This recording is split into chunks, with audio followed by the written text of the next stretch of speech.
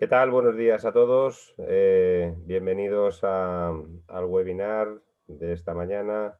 Vamos a dar unos segundos, 2 o 3 segundos para que vaya entrando, se vayan incorporando todos los participantes, que los voy viendo que van entrando ahí poquito a poco.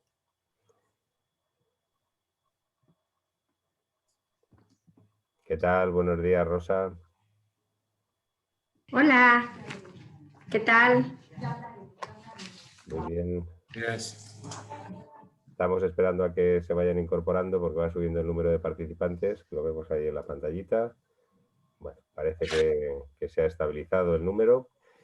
Pues como os decía, buenos días a todos. Muchas gracias por estar hoy con nosotros en el webinar. Webinar que vamos a efectuar en el día de hoy. Yo creo que el evento o el tema del webinar es de rabiosa actualidad, que es lo que se refiere a la reforma laboral 2021, que estará por llegar y que yo creo que es un tema que nos preocupa y nos ocupa a todos, y para ello tenemos hoy pues invitados de excepción. Los invitados los va a presentar Carlos, pero bueno, al final a todos los conocéis y vamos a escuchar con mucha atención todo lo que nos tenga que decir Rosa, porque es la que probablemente tiene más información de primera mano. Y sin más dilación, le paso la palabra a Carlos para que, como moderador de la sesión de hoy, arranque el evento. Muchísimas gracias a todos y espero que el evento sea de gran utilidad para todos. Buenos días, gracias Antonio. Buenos días a todos los asistentes. Doy la bienvenida también a los 3 miembros de nuestra mesa de expertos. Vamos a hablar de la reforma laboral 2021 y la reforma de pensiones 2021 que se está negociando en las mesas de diálogo social. En primer lugar va a tomar la palabra Rosa Santos, directora del Departamento de Empleo, Diversidad y Protección Social. Buenos días, Rosa. Agradecemos además mucho que estés cerca siempre de Adilab y que tengas ese compromiso para informar también de los textos y de los cambios y cómo van las modificaciones de esa reforma laboral y de pensiones. Y en segundo lugar y tercer lugar van a intervenir por este orden la visión desde las empresas. Tomará la palabra Juan Manuel Cruz, director de Relaciones Laborales, PRL y Sostenibilidad de Acción e Infraestructuras. Buenos días, Juanma. Y también tomará la palabra Alberto Álvarez, secretario general de Manpower. La verdad es que la reforma laboral, como ahora nos contará Rosa, que está en la mesa, yo creo que tiene 3 ejes muy relevantes: contratación temporal, negociación colectiva y subcontratación. En alguna medida también hay algunas medidas muy radicales y cambios muy profundos, sobre todo, y como ya ahora nos contará Rosa, sobre el tema de superar la dualidad y las posibles consecuencias jurídicas de los contratos temporales en fraude de ley. La reforma de pensiones también es un tema muy complejo, ¿no? Las palancas de suficiencia y de sostenibilidad de las pensiones y las reformas técnicas que se están alumbrando sobre la sustitución del factor de sostenibilidad o las enmiendas técnicas de la jubilación activa, forzosa o anticipada y parcial son muy relevantes para las compañías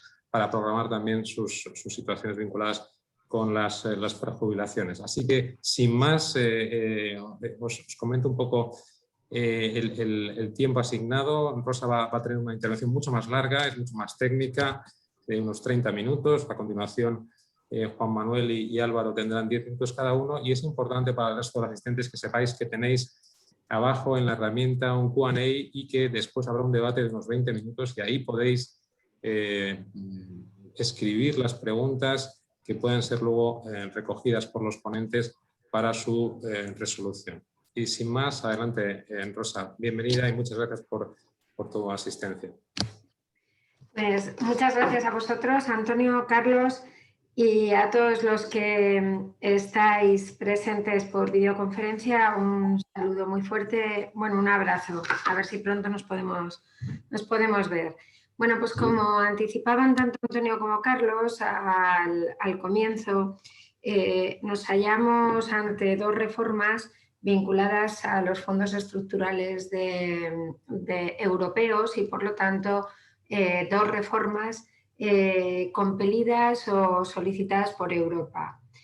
Muy particularmente la parte que concierne a las pensiones y más particularmente la parte de contratación a la que se refiere la reforma laboral. De ambas voy a hablar yo durante este tiempo, comenzando por esta parte de la reforma de las pensiones. La reforma de las pensiones el Gobierno la tiene estructurada en 3 bloques. Serán 3 proyectos de ley distintos. Uno, el que estamos negociando actualmente, justo al terminar este debate tenemos mesa de pensiones y yo espero que hoy ya cerremos. Llevamos negociando desde aproximadamente primeros del mes de noviembre y esta reforma tiene principalmente 4 ejes, o pretendía abordar el Gobierno con ella 4 ejes. Uno, el incremento del IPC, que ya venía del Pacto de Toledo, exactamente cómo se arbitraría esa fórmula. La segunda, la sustitución del factor de sostenibilidad al que hacía referencia Carlos. La tercera, los gastos de la seguridad social que no son gastos propios y que pasarán a presupuestos generales del Estado con la finalidad de que no tengan que asumirse a través de cotizaciones exclusivamente.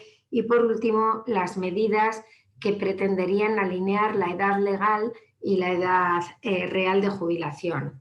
Me voy a entretener en este último paquete, sin perjuicio de que luego en el debate abordemos las otras, porque son las que obviamente más afectan al día a día de nuestras empresas. Bien, se trata de una reforma compleja, técnicamente bastante complicada y no fácil de entender para los profanos.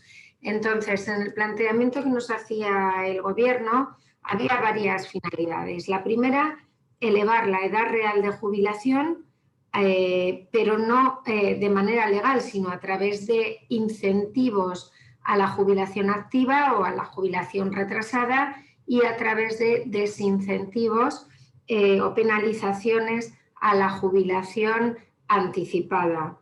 Entre los problemas que nosotros identificamos desde el principio, hay uno muy importante que es cómo el incremento de la edad alarga los procesos de incapacidad temporal. Es un hecho que a partir, si el promedio de duración de un proceso de IT dura 40 días, pues a partir de los 60 años empieza a superar los 100 días de duración. ¿De acuerdo? Entonces, primer problema vinculado al objetivo del Gobierno de alargar la edad de jubilación, la duración de los procesos de IT. Segundo problema que planteaba esta reforma, incremento de todos los elementos de rigidez sobre la capacidad organizativa que tienen las empresas, eliminando la jubilación forzosa, limitaciones sobre la jubilación parcial, sobre las jubilaciones de actividades penosas. Y tercer y último problema que planteaba la reforma del Gobierno, que también dificultaría gravemente todos los procesos de reestructuración, cómo afectaría la modificación de la jubilación anticipada a los procesos de reestructuración ya negociados en los años pasados o que se están negociando en la actualidad. ¿De acuerdo? Bueno, prácticamente todos estos obstáculos los hemos superado en la mesa de negociación. Se han conseguido eliminar todos los elementos de rigidez que se habían incorporado. Las jubilaciones anticipadas, salvo en los 2 primeros meses, mejoran en todos sus coeficientes y no obstante, para las negociaciones que ya han tenido lugar y hasta la entrada en vigor de la norma, no se verán afectadas ni las anteriores que ya se han podido realizar hasta la fecha, ni los que se están realizando, como digo, hasta la entrada en vigor de la norma, se van a ver afectadas por las modificaciones relacionadas con la jubilación anticipada. En vez de eso, se incrementan el número de causas a través de las cuales vamos a poder acceder a las jubilaciones anticipadas pactadas, incorporando las extinciones por modificación sustancial de condiciones de trabajo, por movilidad o por el artículo 50 del Estatuto de los Trabajadores y como digo, mejoran finalmente tanto el tratamiento de la jubilación anticipada en lo que a nosotros nos afecta, sobre todo en lo que concierne a la jubilación anticipada involuntaria. Había un mecanismo que afectaba a los topados o a las personas con bases máximas de cotización que penalizaba doblemente el importe de su pensión y que también podía perjudicar derechos expectantes de procesos de reestructuración ya realizados o dificultar las negociaciones que tenemos ahora en marcha, del que también se han quedado excluidos los procesos de reestructuración que están en marcha hasta la entrada en vigor de la... O sea, los despidos realizados o las extinciones realizadas hasta enero de 2022, pero quedan fuera de ese mecanismo, no obstante, los ERES y también los convenios colectivos o acuerdos colectivos que lo regulen. Y para intentar hacer frente a ese elemento al que yo hacía referencia del incremento de la duración de los procesos de incapacidad temporal vinculados al incremento de la edad, lo que hemos hecho es contemplar una exoneración del 75% de la cotización durante toda la duración de los procesos de IT de las personas de 62 o más años. Además, hemos conseguido suavizar un poco la prohibición inicial de las cláusulas de jubilación forzosa que se situaban como una especie de clave de bóveda de toda la propuesta del Gobierno. Efectivamente, parecía un elemento importante si se pretende primar el envejecimiento activo. Bueno, pues finalmente se establece la posibilidad de incorporar esas cláusulas a partir de los 68 años, de manera que se pueda forzar la jubilación de las personas de 68 años, pero hemos conseguido también introducir un elemento del que nos queda un fleco por cerrar a lo largo de la mañana en la mesa y de la tarde, pero a través de la incorporación de mujeres en el cumplimiento de la edad legal en los sectores donde la mujer está subrepresentada. Como otra de las cuestiones también más relevantes, querría indicar la ampliación también de las posibilidades de exonerar el total de la cotización por los trabajadores que alcanzan la edad legal de acceso a la pensión. Ya sabéis que ya se contemplaba en algunos casos, pues ahora se van a ampliar las causas. Este es, como digo, el primer paquete que conllevará un proyecto de ley ordinario que entrará en el Parlamento con inmediatez si somos capaces de cerrar hoy finalmente este acuerdo, y el que llevaría una serie de elementos, estos de igualación de la edad real y la edad legal, que afectarían o afectaban bastante a priori negativamente a los procesos de reestructuración de nuestras empresas, pero que creo que se han podido salvar a lo largo y ancho del proceso de negociación. Vendrá un segundo paquete con la cotización por ingresos reales de los autónomos y un tercero que está previsto para 2022, en el que yo veo muchas dificultades para poder alcanzar un acuerdo, que sería, pero ya veremos, lógicamente no quiero anticipar acontecimientos, pero hemos demorado la toma de algunas decisiones para que el paquete, decisiones muy importantes como el incremento de las bases máximas, su afectación a la futura pensión, el cálculo de la fórmula para generar el derecho a la pensión de jubilación, en fin, hay elementos que generarán sin duda costes importantes para las empresas y de extraordinaria dificultad negociadora. Esas serían, o esta sería la forma en la que se va a arbitrar perdón, la reforma del sistema de pensiones y de la que pues os puedo contar lo que básicamente he referido en esta intervención, a expensas de ver el resultado de la mesa a lo largo del día de hoy. En cuanto a la reforma laboral, también vinculados a esos fondos estructurales, Europa está solicitando reducir la segmentación del mercado laboral, tanto temporales e indefinidos, como estrechar los márgenes de desempleo, sobre todo de la gente más joven y de los parados de larga duración. Estas son ciertamente las reformas que está pidiendo Europa. En definitiva, una reforma de la contratación que limite el actual volumen de temporalidad para rebajarlo o reducirlo a los límites europeos. Sabéis que nosotros estamos en torno a un 24% frente al 13 y pico, casi el 14% del promedio de la Unión Europea, con una dificultad añadida en la administración, donde esa temporalidad que en el sector privado está en torno al 23%, se va en el caso de la administración al 30% y en el caso de las mujeres al 34%.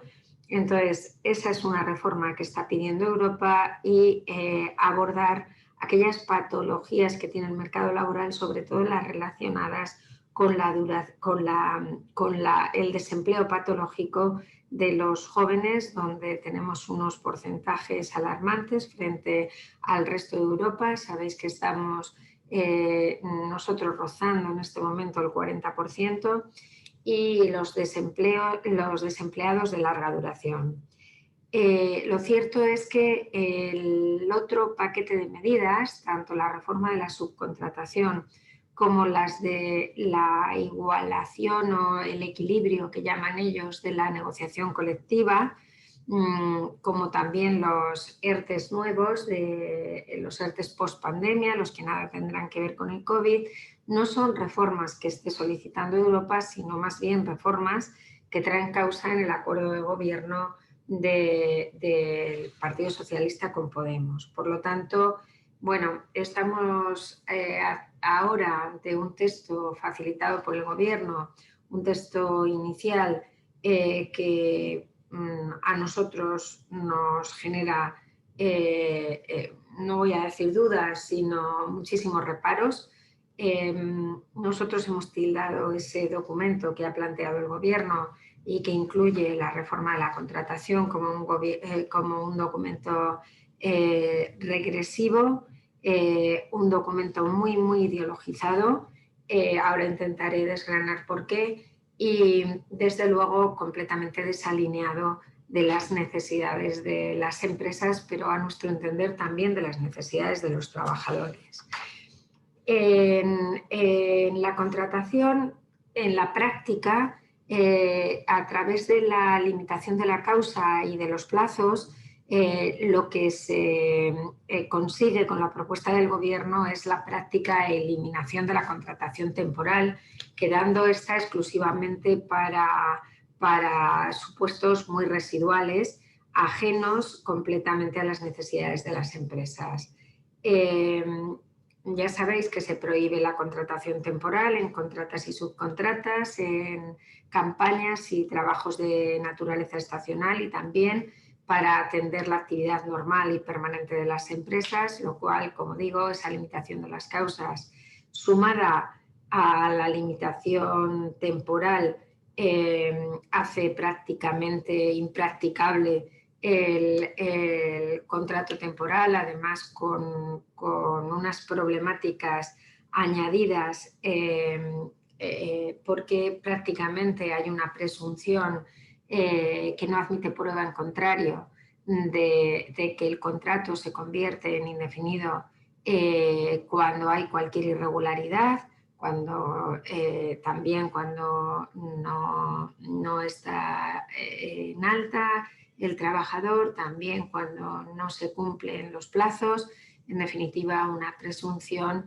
que además aparejaría en su caso la nulidad del despido, tal como plantea el texto del Gobierno, obligando por lo tanto a la readmisión del trabajador. Nosotros hemos tildado de claramente ideológica esta propuesta, que nada tiene que ver con las peticiones que hace Europa ni con la calidad del empleo o la mejora de la calidad del contrato temporal o en su caso el incremento de los ratios de la contratación indefinida, porque evidentemente esto en la práctica lo que persigue es un incremento de las indemnizaciones que también se incluyen en el el antiguo contrato de interinidad, que ahora se llamaría contrato temporal por causas organizativas. El resto de las causas encajan en lo que ellos llaman causas productivas, y ese contrato de interinidad se limita a 24 meses, desconociendo por completo que en el sector privado la contratación por esta causa no llega al 1% y está hiperregulada, siempre es sustitución de otros trabajadores con causa justa, muchos de los cuales exceden ese periodo de 24 meses de duración y sabéis que hay muchísimos casos, desde la excedencia por cuidado de hijos, que dura 3 años, el ejercicio de cargo público, que normalmente va vinculado a legislaturas de 4.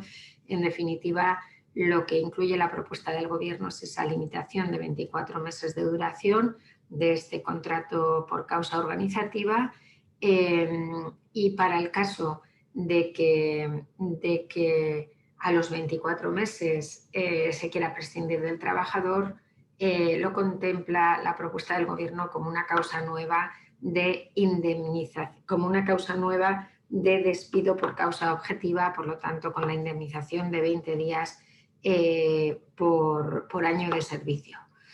En cuanto a la subcontratación, es verdad que el texto del Gobierno rebaja las pretensiones del Parlamento. Hace apenas unos meses que se acordó en el Parlamento, a iniciativa del Partido Socialista, que se aplicara el convenio de la empresa principal a toda la cadena de subcontratación, a toda la cadena de subcontratas. Sin embargo, el texto que ha planteado el Gobierno respecto del convenio aplicable a la actividad de la empresa ejecutada, lo que plantea es el convenio sectorial de la actividad ejecutada por la subcontrata. ¿De acuerdo?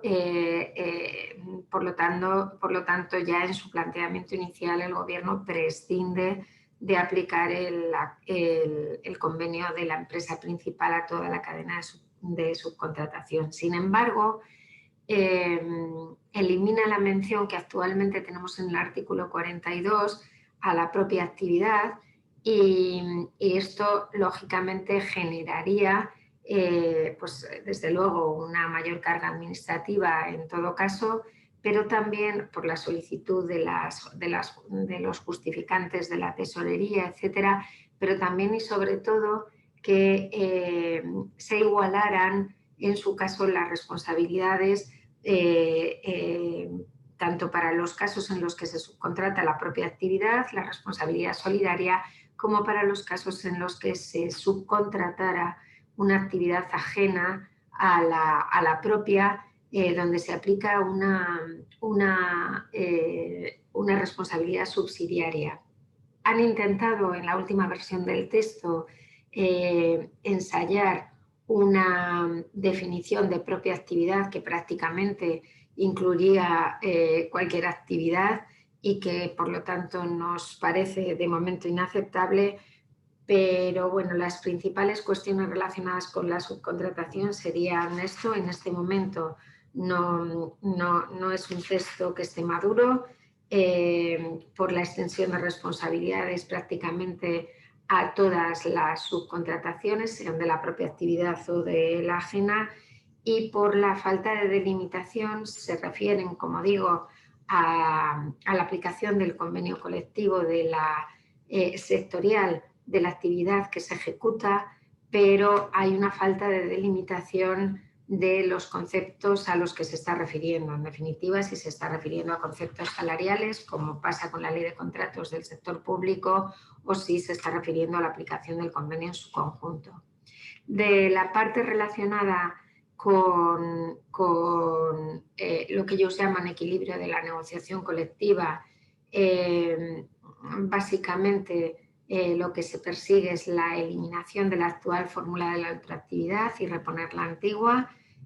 Cierto que después de pasar por los organismos de solución extrajudicial de conflictos laborales, básicamente la propuesta del Gobierno lo que plantea es tener un año después de vencido el convenio, durante ese año la posibilidad de, a través de los servicios de solución extrajudicial de conflictos, resolver este problema, y si no, que el convenio quede ultraactivo plenamente. Esa es la solución que ellos plantean, con la que no estamos de acuerdo, entre otras razones, porque creemos que hay que realizar una modificación o un abordaje completo de la negociación colectiva, y que es imprescindible evitar esa petrificación de los convenios. Hay muchísimas razones, los planes de igualdad, la normativa de igualdad,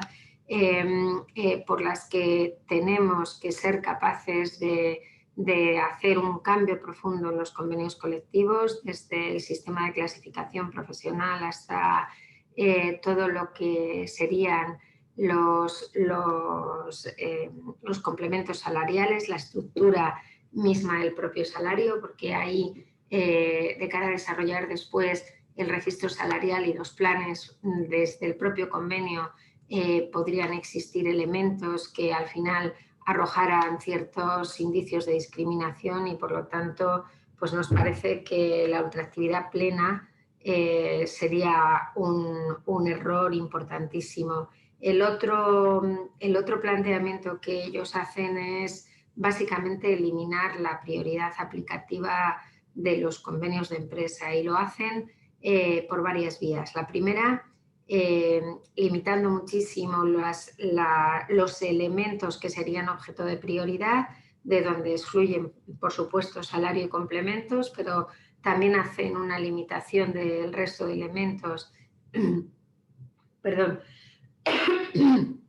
que actualmente figuran en el artículo 84 del Estatuto de los Trabajadores, pero, como digo, además establecen que estos convenios de empresa se podrían ver afectados durante la vida del convenio por cualquier convenio de ámbito sectorial, tanto estatal como de ámbito autonómico.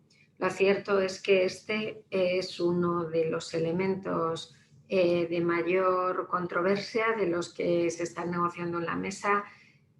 Parece que Europa no solo no está pidiendo esta reforma, sino que en Europa ya, como vosotros bien sabéis, hay los convenios de empresa son los más numerosos, y bueno, aquí estamos intentando resistir para evitar esa eliminación de esa prioridad aplicativa, que nos parece importante que se mantenga, porque da flexibilidad a las empresas y capacidad de adaptación. Sí que es verdad que tanto en la subcontratación como para este asunto, para la prioridad aplicativa, queremos establecer alguna fórmula que evite un efecto no deseado de la reforma laboral, evidentemente, que es que se utilice un convenio de empresa negociado pues, con una comisión ad hoc como elemento de precarización de los salarios, y en definitiva también como elemento de dumping empresarial, ¿no? Como elemento de competencia desleal. Entonces, bueno, sobre esta fórmula estamos trabajando en COE, pero considero que todavía no es el momento de hacer valoraciones al respecto. Como os digo, nuestra posición con respecto al planteamiento que ha hecho el Gobierno y en el que faltaría, no es que me lo olvide, sino que no tenemos texto al respecto, falta la propuesta del Gobierno sobre los contratos formativos y también falta la propuesta del Gobierno sobre los ERTES 4.0, por decirlo de alguna manera, los ERTES de nueva generación que establecerían algún tipo de exoneración para empresas viables, pero en situaciones coyunturales complicadas, pero no tenemos ninguna propuesta del Gobierno todavía y esa es la razón por la que no puedo hacer mención a ninguno de los dos elementos, ni a los contratos formativos ni a los expedientes de regulación temporal de empleo. En definitiva, como os digo, para nosotros esta propuesta del Gobierno es profundamente ideológica, intervencionista, regresiva y está en la práctica muy desalineada con las necesidades del tejido productivo y también de las personas trabajadoras, de las que no tenemos que olvidar que una de cada dos no tiene ningún tipo de cualificación. Y sabéis que las tasas de abandono escolar en España son altísimas y no podemos olvidar o dejar de tener en cuenta que ese déficit de cualificación que tienen muchas personas trabajadoras pues incrementa sus dificultades de empleabilidad y en definitiva es lo que a través de la contratación temporal pues adquieren experiencia y cualificación y finalmente pues acaban quedándose en el mercado laboral, pero la temporalidad en España, que es evidentemente es causal y hay muchas razones, entre otras pues la estacionalidad, etcétera, que intervienen en esa temporalidad alta que nosotros tenemos por encima del promedio, pero, como digo, también la cualificación de los trabajadores, uno de cada dos carece de ningún tipo de cualificación ni titulación y hace que el contrato temporal pues, sea la puerta de entrada al mercado laboral para después ya quedarse. Por lo tanto, termino aquí mi intervención para ajustarme al tiempo que me habéis señalado y, por supuesto, quedo a la espera de todos de vuestras preguntas y de las intervenciones de quienes me acompañan en la mesa. Gracias. Muchas gracias, Rosa. Insistimos que tenemos la posibilidad de hacer preguntas a los ponentes a través del Q&A que tenéis abajo en la herramienta y podéis ir ya formulando vuestras preguntas y tendremos un espacio para el debate y la atención a esas preguntas. Sin más, paso la opinión a los expertos. En primer lugar, Juan Manuel Cruz. Juanma, adelante. Gracias. Buenos días, Carlos. Buenos días, Rosa y Álvaro, como componentes de la mesa. Y sobre todo, buenos días a los más de 100 personas que en estos momentos están atendiendo este foro. Tengo que empezar agradeciendo a Baker y, por supuesto, a Direlab el poder participar hoy en esta interesantísima charla, pero sobre todo tengo que agradecer a Rosa, como siempre, su disponibilidad y agradecerle muy especialmente, porque siempre lo decimos, pero yo creo que es que nos cansaremos de decirlo, agradecerles muy especialmente a ella y a su equipo, que probablemente en uno de los momentos más complejos de la historia laboral de este país hayan estado al frente de COE y hayan estado al frente de la negociación tripartita, que por otro lado tan buenos resultados está dando, ¿no? Dicho esto, poco puedo decir acerca de lo que ha aportado ya Rosa. Ella está en la mesa, ella conoce perfectamente por dónde se anda y por dónde previsiblemente evolucione, y yo creo que sus valoraciones son siempre muy ajustadas y muy adecuadas. Pero sí que hay algunos temas que nos gustaría, o que desde nuestro punto de vista nos gustaría reforzar un poco más desde una visión evidentemente muy empresarial, pero también muy de sector. Como muchas veces hemos comentado, en los foros de diálogo social hay que ser capaces de compaginar muy diversas posiciones, y es evidente que al final nosotros, desde nuestra compañía, pues representamos a un sector muy concreto con unas especificidades y unas características muy especiales. En ese sentido, me gustaría hacer tres comentarios. Primero, en relación con el contrato de trabajo y la temporalidad. Yo creo que lo ha dicho Rosa perfectamente.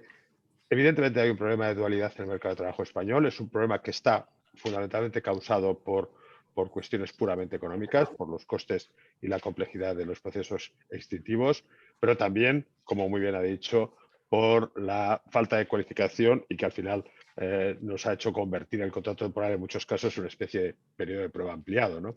Esto es algo que hay que terminar con ello. Europa no lo está requiriendo, y es verdad que en derecho comparado europeo no existe una situación como la nuestra, pero también es cierto que quien primero tiene que dar ejemplo en materia de contratación temporal es la propia administración pública. Y yo creo que además en todos sus niveles, es decir, no solamente la propia administración del Estado, sino también las autonómicas y las locales, y por supuesto la multitud de empresas públicas que habitualmente o semipúblicas que habitualmente utilizan mecanismos de contratación temporal.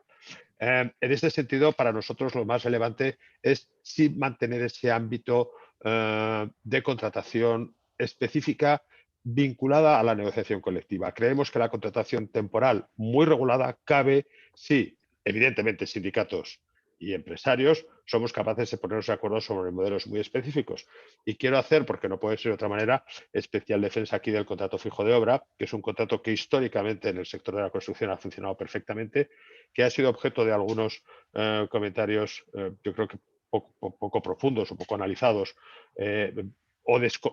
con un profundo desconocimiento de cuál es el sector de la construcción, pero lo cierto es que el sector de la construcción es, con diferencia, el sector que mejor procesa los cambios económicos y que evidentemente es una importante cantidad de empleo cuando el ciclo económico es negativo, pero tiene una enorme capacidad de recuperación y sobre todo mantiene esa empleabilidad de sus trabajadores. En segundo lugar, el tema de subcontratación de obras y servicios. Yo creo que este es un debate que realmente, como muy bien ha apuntado Rosa en su intervención, está más provocado por la utilización, en algunos casos quizá no muy adecuada o no muy bien pensada, del concepto del convenio de empresa. El convenio de empresa no puede ser, porque no lo es en ningún país de Europa. Es verdad que en Europa hay muchos más convenios de empresa, pero el convenio de empresa en los países europeos no marca condiciones a la baja de los convenios o de los marcos reguladores sectoriales. Establece especificidades y características propias de la empresa, pero difícilmente encontrarás convenios de empresa, sobre todo en empresas medianas y grandes, que vayan más orientadas a crear esta especie de marcos basados en salarios mínimos interprofesionales y en condiciones muy precarias. Eso no son convenios de empresa, eso es otra cosa. Y efectivamente, si somos capaces de crear un marco de convenios de empresa razonablemente regulado, probablemente la subcontratación de obras y servicios no se perderá o no se será tan agresivo contra la subcontratación, porque es verdad que la subcontratación es un proceso de especialización que las empresas necesitamos. Y por último, quiero hacer mención a dos puntos que realmente nos empiezan a preocupar bastante.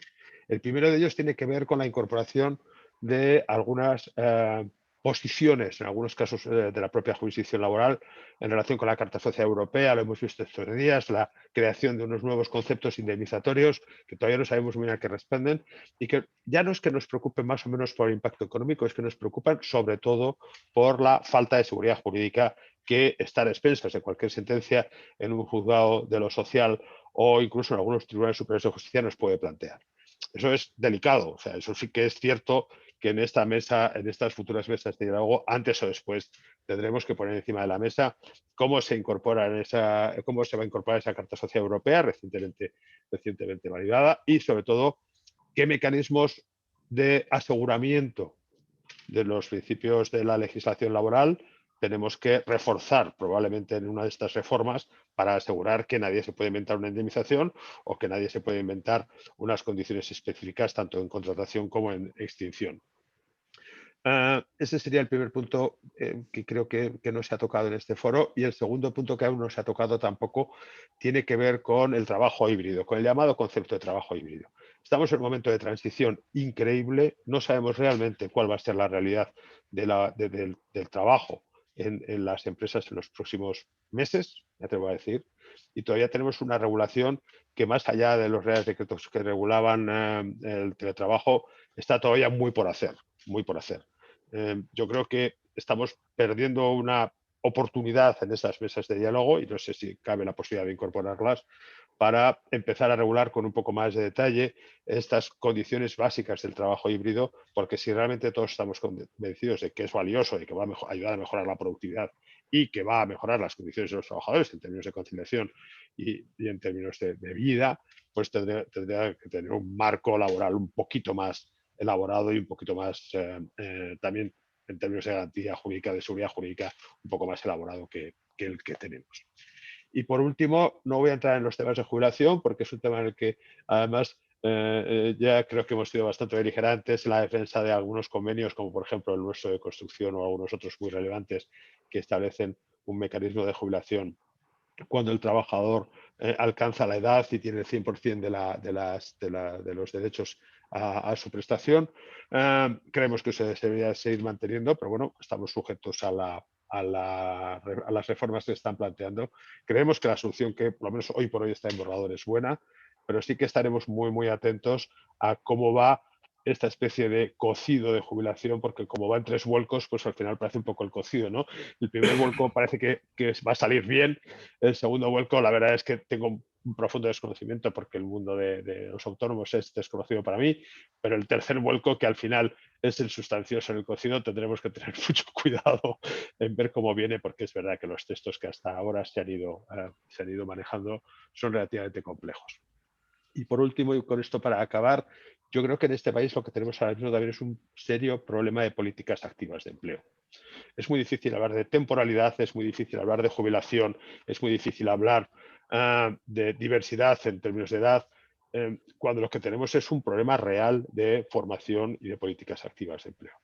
Hay intentos muy relevantes. Creo que el intento que ha hecho ahora Educación con formación profesional es muy positivo.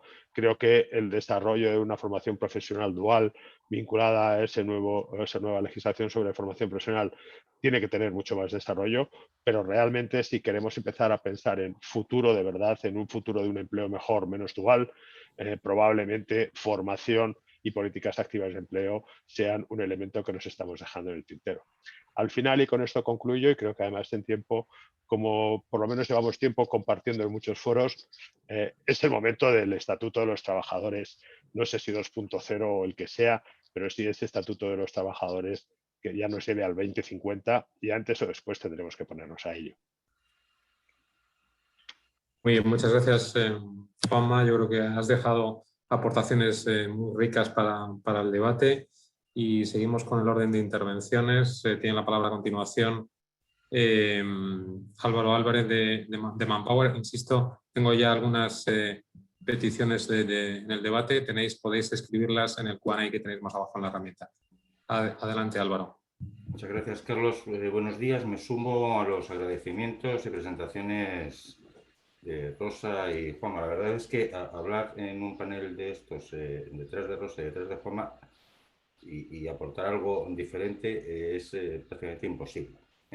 Y no quiero repetirme, pero sí me gustaría trasladar para el debate algunos elementos que creemos que son importantes.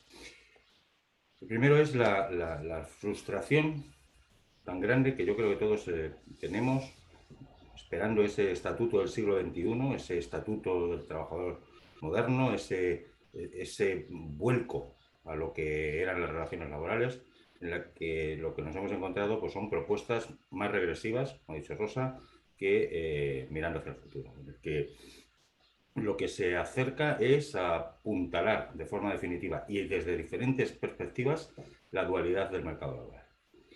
No a la contratación temporal, menos para la administración pública.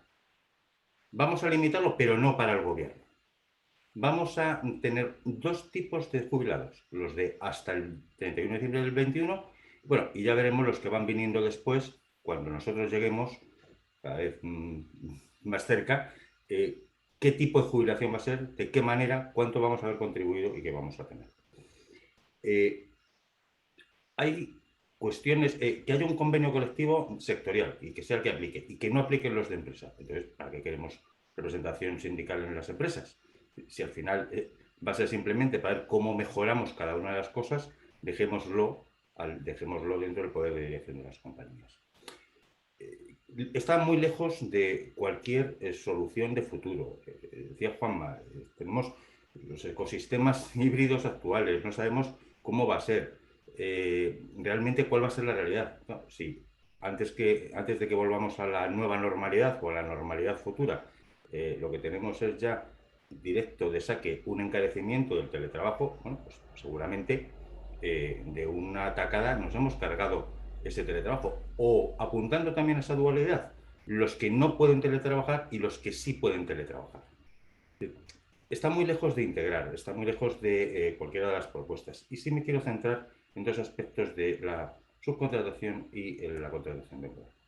La subcontratación, los abusos en la subcontratación de estos últimos años provienen precisamente de haber tratado de variar lo que es una contratación temporal legal, concesión legal a través de empresas de trabajo temporal, hacia una subcontratación, muchas veces en fraude de ley, que no se ha perseguido adecuadamente por parte de la Inspección de Trabajo. Y simplemente con un elemento de abaratar la mano de obra. Cosa que ya ha quedado prácticamente resuelta con los incrementos del salario mínimo interprofesional de los últimos años, donde ya parece que cuando ya superas incluso los convenios sectoriales, ese nuevo salario mínimo interprofesional parece que ya es bastante complicado. Pero esa ha sido la evolución de los últimos años. ¿Cómo cargarnos, desde el punto de vista práctico, la convergencia establecida en la contratación temporal para aplicar otras condiciones? Sin que se aporte, en muchos casos, esa cualificación o ese especial conocimiento de esa actividad que se externaliza. Y ese es el fallo. No se trata de que se aplique o no se aplique un convenio o se apliquen unas condiciones u otras. Se trata de que si no hay realmente una especialización, sino lo que hay es una cesión de personas, pues lo que estamos es aplicando incorrectamente la ley y no se está persiguiendo. Y eso va a tener unas consecuencias importantes. El tejido productivo de este país pues, se ha venido nutriendo de esos abusos en los últimos años. Y que ahora hay que corregirlo, desde luego que hay que corregirlo, pero no necesariamente limitando aún más el funcionamiento. Y sobre todo, esto vinculado a las limitaciones en contratación temporal, especialmente la subcontratación, pero no solo en la subcontratación, lo que hace es imposibilitar el acceso o dificultar significativamente el acceso al mercado laboral de jóvenes y de menos preparados. El 40% de la contratación indefinida en este país se nutre de conversiones de contratos temporales, el 40%. Y el 80% de esas conversiones en contratos indefinidos es para personas poco cualificadas o con poca experiencia. Efectivamente, se ha dicho, es el acceso al mercado laboral de manera estable. Es el puente hacia ese empleo estable. Y con un sector público que efectivamente tiene más de 1 millón de contratos temporales en la actualidad. Empecemos por ahí. Empecemos por ahí. Que no parece que haya tantas condiciones coyunturales o temporales o de algún servicio concreto en la administración pública. No parece que la administración pública esté tan sometida a esos vaivenes del mercado. No lo parece. Son proyectos de 4 años, 3 años, pero no parece que exista. Y sin embargo, hay un millón de trabajadores, de contratos temporales en el sector público. Si nos vamos al sector privado, el 75% son indefinidos. Si le sumamos los indefinidos discontinuos, estamos hablando casi de un 80%. Por tanto, es cierto que la temporalidad en España es alta respecto de Europa, pero hay desde dónde acometerla sin necesidad de dejar prácticamente sin efecto lo que es aquellas fórmulas que nos vayan a permitir mantener la flexibilidad necesaria. ¿Qué es lo que creemos que debería tener un estatuto, una regulación de la temporalidad del siglo XXI? Pues que incremente esa sostenibilidad en el mercado laboral, que sea compatible. Y que encontremos la fórmula de que esos elementos híbridos, esa temporalidad, esa situación de estabilidad, sea compatible y que además, aunque se limite la duración máxima, que se evite el abuso y el fraude, y que se siga luchando contra lo que es la economía sumergida. Dificultar en exceso la temporalidad lo que va a hacer es que se dispare la economía sumergida. Incrementar en exceso los costes laborales lo que hace es, en un país que también destaca precisamente por los niveles de economía sumergida, es que ésta vaya a aumentar. Con lo cual, lejos de acercarnos a las medias europeas, lejos de acercarnos a lo que debería ser ese contrato social, lo que hacemos es fomentar, de alguna manera, el que quien no quiera estar dentro de la norma tenga excusas para estar fuera de la norma. Y eso no son las relaciones laborales del futuro. Esa no es la sociedad del futuro. Para mí es regresivo, aunque sea con un movimiento pendular. Regresivo porque volvemos a antes de la reforma del 12, pero manteniendo las indemnizaciones del 12. Y eso sí, quien va a mandar no va a ser la empresa, sino los jueces. Estamos quitando un elemento fundamental y es la predictibilidad. Las compañías queremos cada vez tener más claro esa seguridad jurídica. Queremos saber que cuando contratamos a alguien, si le podemos contratar, de qué manera va a ser, cuánto se le va a indemnizar y de qué forma. No que todo tenga que estar acabado, o todo acabe con decisiones judiciales. Que nos generan inquietud, que nos generan mayores costes y que nos va a llevar seguramente a unas etapas que ya hemos vivido. Aquellas en las que, como era tan difícil despedir, todo el mundo ofrecía el improcedente ya y en la propia carta. Bueno, pues ese es el futuro. Eso es realmente lo que queremos que sea nuestro país desde el punto de vista de relaciones laborales. Esa frustración de ese esperado estatuto del siglo XXI, cuando lo que nos encontramos es que volvemos a cualquier cosa que se aleja de la flexibilidad y a propuestas que, además de ideológicas, como ha calificado Rosa, y que efectivamente, o sea, es que desgranan lo que es un acuerdo de gobierno y no unas necesidades reales de lo que tiene el mercado laboral actual en España, esa es una absoluta frustración, porque si después de todo lo vivido en estos últimos meses no somos capaces de aprovecharlo como una adecuación a lo que realmente necesita este país, pues creo que habremos perdido una oportunidad de las únicas que pudiéramos tener en esta década. Gracias. Oye, muchas gracias, Álvaro. Yo creo que se abre el debate. Podéis, insisto, hacer las preguntas en el Q&A. Yo creo que al final me da la impresión de que las empresas necesitan ser más resilientes, más sostenibles y más digitales, y el tema de la norma laboral y la seguridad jurídica es esencial. Yo creo que el resumen que habéis hecho con muchísimos matices hace que afrontemos los próximos meses con gran incertidumbre sobre hacia dónde van los cambios y sobre si esos cambios van a traer nuevos derechos laborales, pero también nuevos costes y limitaciones a la actividad empresarial. Y sobre todo pensar también si estamos ante una etapa de nuevas soluciones o nuevos problemas. Yo la verdad es que me quedo con algunos elementos para el debate muy relevantes sobre el tema de la reformulación de las causas en la contratación temporal y el tema de su posible impacto en el sector de la construcción, los temas vinculados a la Carta Social Europea, el tema de la necesidad del trabajo de redefinir de nuevo y de manera más segura e imaginativa el futuro y el presente ya del trabajo híbrido, o las nuevas situaciones vinculadas con la subcontratación o con el riesgo de la economía sumergida, que desde luego estoy. En primer lugar, tengo una petición para los tres ponentes, yo creo que va más orientada hacia Rosa, vinculada con el tema de la contratación temporal. Nos pregunta Rafael Giraldo, Rosa, ¿qué timing maneja el Gobierno para la aprobación de la reforma del contrato temporal? Y aprovecho, hablando de temporalidad, esta pregunta de Rafael, para incluso si puedes un poco aclarar la posición de COE y sobre todo el posible impacto que puede tener en desplazamiento de costes las consecuencias jurídicas de la reformulación de las causas. Si vamos a unas causas nuevas, productivas y organizativas y una limitación muy severa, solo en el sector privado, por cierto, no en el sector público, de las contrataciones temporales vinculadas a contratas, subcontratas o concesiones administrativas, me temo que hay sectores que van a sufrir mucho. Estoy pensando en hostelería o en agricultura y también en servicios.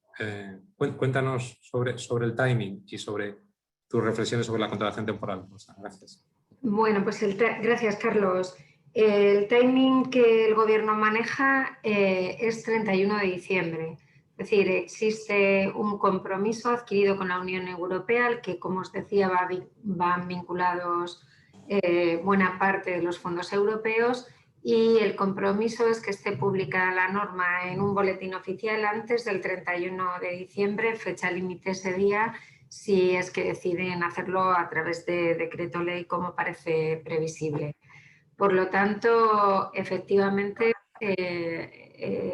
vamos a tener un otoño bastante caliente. La posición de COE es de oposición frontal al planteamiento que está haciendo el Gobierno, por alejado de las necesidades de las empresas, pero también porque no es exactamente lo que está pidiendo Europa. No nos está pidiendo que eliminemos la temporalidad, que es básicamente lo que está planteando el Gobierno en su propuesta. Lo que nos está pidiendo Europa es que la reduzcamos a niveles europeos, y efectivamente eso se puede hacer de manera, no digo sencilla, y además pues los otros intentos que ha habido de reformas pues han fracasado. Entonces, insisto, no digo que de manera sencilla, pero sí de manera prudente, que creo que es como hay que hacer el abordaje de esta cuestión. Y se puede hacer primero, efectivamente, reduciendo la temporalidad injustificada y abusiva de la Administración, ya lo ha dicho el Tribunal de Justicia de la Unión Europea, y luego teniendo en cuenta, lo apuntabais vosotros en vuestras intervenciones, lo apuntaba Juanma, también lo apuntaba de alguna manera Álvaro, pues contratos como el fijo de obra de la construcción o esos contratos híbridos a los que os estáis refiriendo, en definitiva, contratos más estables en el tiempo, que puedan surgir a través de convenios sectoriales, con anclaje también en la norma y en el convenio, y que den cobertura a situaciones normales de las empresas, pero necesarias, ¿no? Entonces, en este momento, por ejemplo, el fijo de obra, Juanma, pues no se contempla en las estadísticas del Gobierno como un contrato indefinido. Por lo tanto, la estadística ya está completamente desdibujada, mientras que esta misma figura que existe en otros países sí que se contempla como contrato indefinido. Yo creo que corrigiendo la temporalidad de la Administración y contemplando este elemento como fijo ya estaríamos en los porcentajes europeos.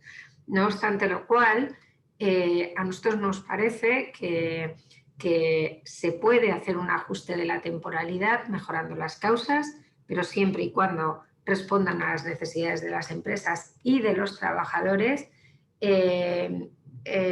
pero quizá uno de los elementos principales sea replicar esa figura del fijo de obra con otras peculiaridades y hacerla posible en otros sectores. Quizá ese sea uno de los elementos más importantes. En cualquier caso, no se puede abordar la reforma de la contratación temporal sin ganar flexibilidad en la contratación indefinida.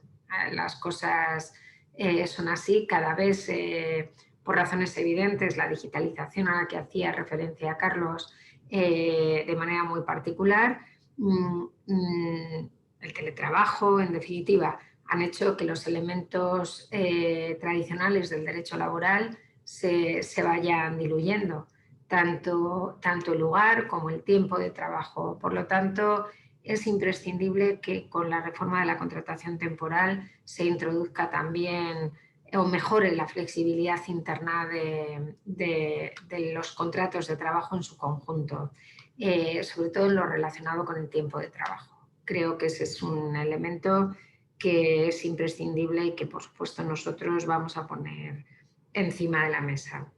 Creo, Carlos, que había en el chat alguna pregunta relacionada con las prejubilaciones. Sí, correcto. En el chat, bueno, ya se va animando bastante el chat. Tenemos 7 preguntas más. Las voy a ir agrupando por temas. Hay 2 vinculadas más a temas institucionales o políticos. Nos dice José Luis Grima, te agradece, Rosa, toda tu presentación, y si dice y añade, ¿es consciente la representación del Gobierno en estas mesas del efecto de ese ruido, potencial mayor complejidad en el marco laboral, incremento de costes, produce fuera de nuestras fronteras. Cada vez me cuesta más explicarlo y quitarle hierro de cara a atraer futuras inversiones por parte de los centros de decisión de nuestros grupos. Y cada vez se nos ve más a España como un país europeo complejo. Y junto a esta pregunta con otra reflexión que nos hace Víctor Jiménez, añadiendo que coincide con Álvaro en la ausencia absoluta de previsibilidad que impide tomar decisiones. Bueno, son dos preguntas que pueden generar alguna reflexión por parte de los ponentes, singularmente de Rosa, y luego la de pensiones que alegabas. María Torío nos cita, en cuanto a las jubilaciones anticipadas involuntarias, se ha comentado que los coeficientes ya no serán trimestrales, sino mensuales. Mi pregunta es, ¿esos coeficientes reductores serán superiores o los mismos que tenemos actualmente? ¿Y penaliza el nuevo sistema estas jubilaciones anticipadas e involuntarias? Vamos con esas preguntas, si es tan amable, Rosa. Sí, voy a empezar, Carlos, si me lo permites, por la última, por la parte de pensiones, por ser precisa. Para las jubilaciones involuntarias, prejubilaciones involuntarias por causas no imputables al trabajador, la situación, si no se modifica en la tramitación parlamentaria, la situación que va a quedar después del acuerdo que previsiblemente se producirá hoy, es mejor que la que hay actualmente. Es mejor en todos los sentidos. Primero, se añaden a las causas actuales otras causas de extinción, como el artículo 40, el 49.1m y el 50, es decir, las extinciones a petición del trabajador en las modificaciones sustanciales, en la movilidad y las extinciones del artículo 50. Segundo, los coeficientes reductores mejoran en todos los casos, salvo en el primer mes. Pasamos de unos coeficientes trimestrales efectivamente a coeficientes mensuales, que en los dos últimos años, los 2 años previos a la jubilación, confluyen con el sistema de la voluntaria y mejoran en todos los casos. Los coeficientes reductores, por lo tanto, van a ser menores para todas las carreras de cotización, salvo, como os decía, en el primer mes, ¿de acuerdo? Porque al final el objetivo que tiene el Gobierno es alargar, aunque sea 1 o 2 meses, la vida activa. Y para el caso de los trabajadores que están en base máxima de cotización, se mantienen, en el caso de las jubilaciones anticipadas por causas no imputables al trabajador, se mantienen los coeficientes reductores del 0,5% por trimestre, ¿de acuerdo? Para que, por lo tanto, yo creo que lo que es la jubilación anticipada involuntaria queda mejor que como está regulada actualmente con esta nueva regulación que prevé la norma.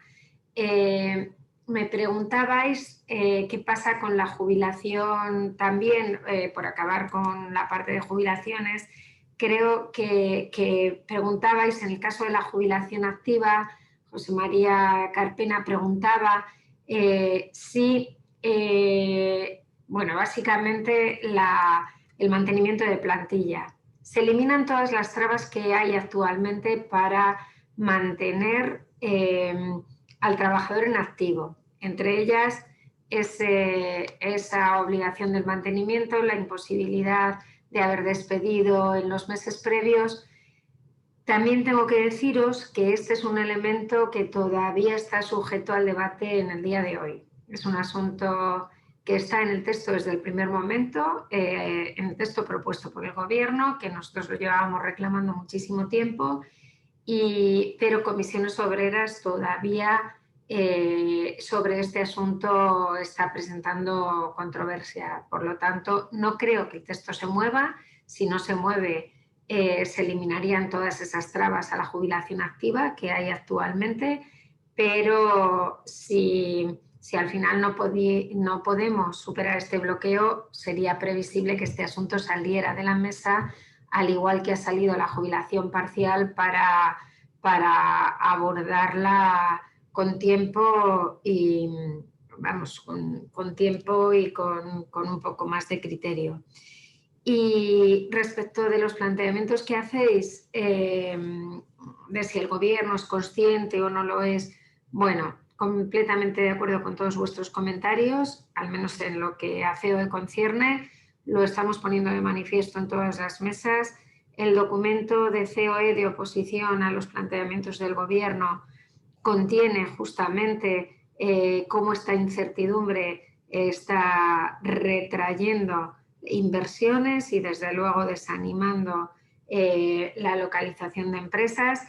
Y bueno, vamos a ver si Europa y el proceso de negociación nos permiten ir modulando estos planteamientos del gobierno, aunque, si os soy sincera,